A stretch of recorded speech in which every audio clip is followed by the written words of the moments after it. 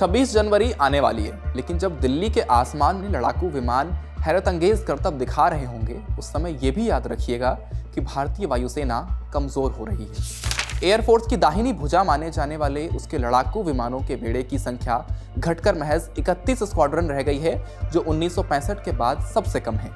एक तरफ वायुसेना अपने लड़ाकू विमानों की घटती संख्या और स्वदेशी परियोजनाओं में देरी से जूझ रही है, दूसरी तरफ चीन 5th जनरेशन की जेट टेक्नोलॉजी से आगे निकल चुका है और उसका पिछलगू पाकिस्तान भी अपनी ताकत बढ़ा रहा है।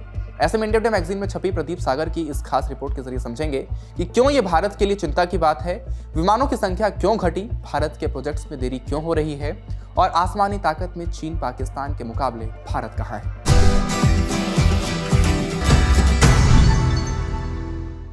नमस्ते, मेरा नाम धनंजय है और आप देख रहे हैं इंडिया टुडे हिंदी। एयरफोर्स के एक स्क्वाड्रन में 18 लड़ाकू विमान हैं और स्क्वाड्रन की कुल स्वीकृत संख्या 42 है। ये आंकड़ा पाकिस्तान और चीन के साथ 2 मोर्चों पर संभावित टकराव से निपटने के लिए तय किया गया था, लेकिन चिंताओं को देखते हुए इस पर विचार करने के लिए रक्षा मंत्रालय ने दिसंबर 2024 में एक हाई लेवल कमेटी बनाई। इस कमेटी में रक्षा सचिव राजेश कुमार सिंह अध्यक्ष भूमिका में हैं। इसके अलावा डीआरडीओ के चेयरमैन समीर वी कामत और एयरफोर्स के कई सीनियर अफसर इसके सदस्य हैं। इसकी रिपोर्ट 2-3 महीने में आने की उम्मीद है, लेकिन यहाँ सवाल है कि इतनी चिंताएं क्यों खड़ी हो रही हैं। इसका एक कारण तो हमने आपको शुरू में बताया कि लड़ाकू विमानों की संख्या में गिरावट आ रही है, लेकिन ये समस्या का सिर्फ आधा हिस्सा है। चीन अपना सैन्य बेड़ा तेजी से बढ़ा रहा है, जिसमें 5वीं पीढ़ी के J-20 और J-35 जैसे विमान हैं।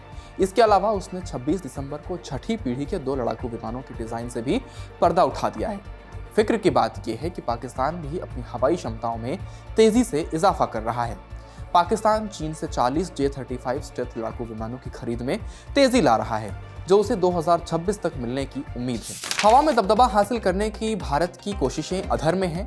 बेंगलुरु स्थित एरोनॉटिकल डेवलपमेंट एजेंसी यानी ADA में 100 से ज्यादा एरोस्पेस इंजीनियर्स भारत के 5वीं पीढ़ी के स्टेल्थ लड़ाकू विमान एडवांस मीडियम कॉम्बैट एयरक्राफ्ट यानी AMCA का डिजाइन तैयार कर रहे हैं, लेकिन ये प्रोग्रेस बहुत धीमी है।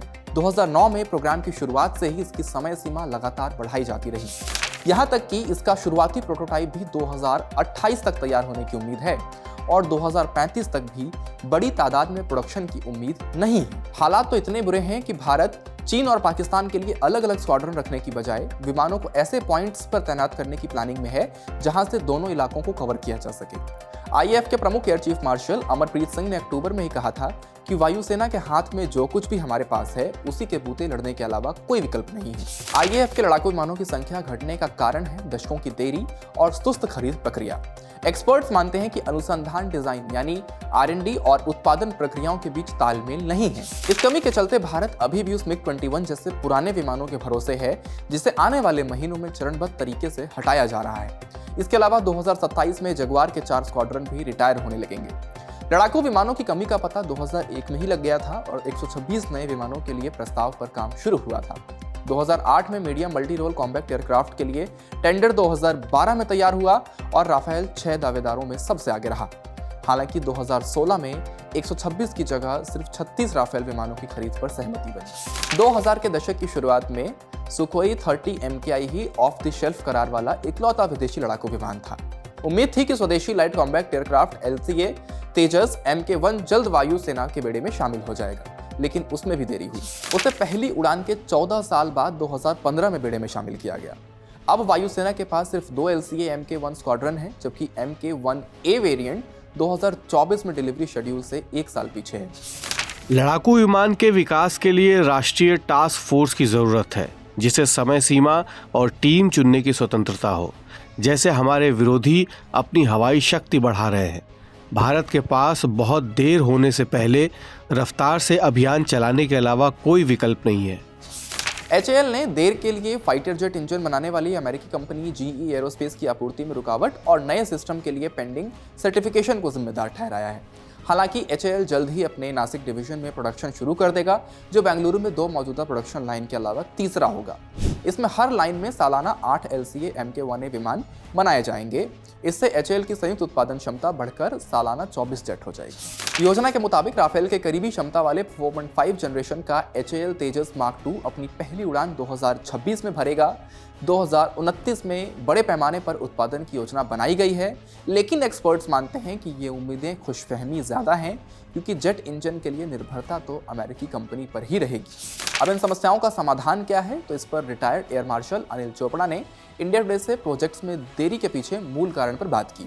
उन्होंने बताया कि R&D को सिर्फ प्रोटोटाइप बनाने का अधिकार है और बजट भी उसी हिसाब से मंजूर किया जाता है। इसीलिए R&D का ध्यान प्रोटोटाइप को उड़ाने पर केंद्रित होता है, जबकि प्रोडक्शन से जुड़े पहलुओं पर ज़रूरी ध्यान नहीं दिया जाता। आसमान में भारत की ताकत की बात करें तो आज भारत के पास 600 से ज़्यादा लड़ाकू विमान हैं, 248 Sukhoi 30 MKI, 36 Rafale, 65 MiG-29, 32 Tejas LCA Mk1, 40 MiG-21 Bison, 45 Mirage 2000, 130 से पैकेट जगुआर। चीन के पास 200 से ज़्यादा J-20, लगभग 350 J-16, लगभग 350 ही J-11, लगभग 350 J-10 और J-35 जैसे जेट हैं। पाकिस्तान के पास 85 F-16, 171 JF-17, 20 J-10 और 87 मिराज 3 और 93 मिराज 5 विमान हैं। इसके अलावा चीन से 40 J-35 की खरीद की संभावना है। अब भारत के पास बहुत देर होने से पहले प्रोडक्शन में तेज़ी लाने के अलावा कोई विकल्प नहीं है। इस पर आपका क्या मानना है? आप अपनी राय हमें कमेंट बॉक्स में ज़रूर बताएं। इस वीडियो में इतना ही, शुक्रिया।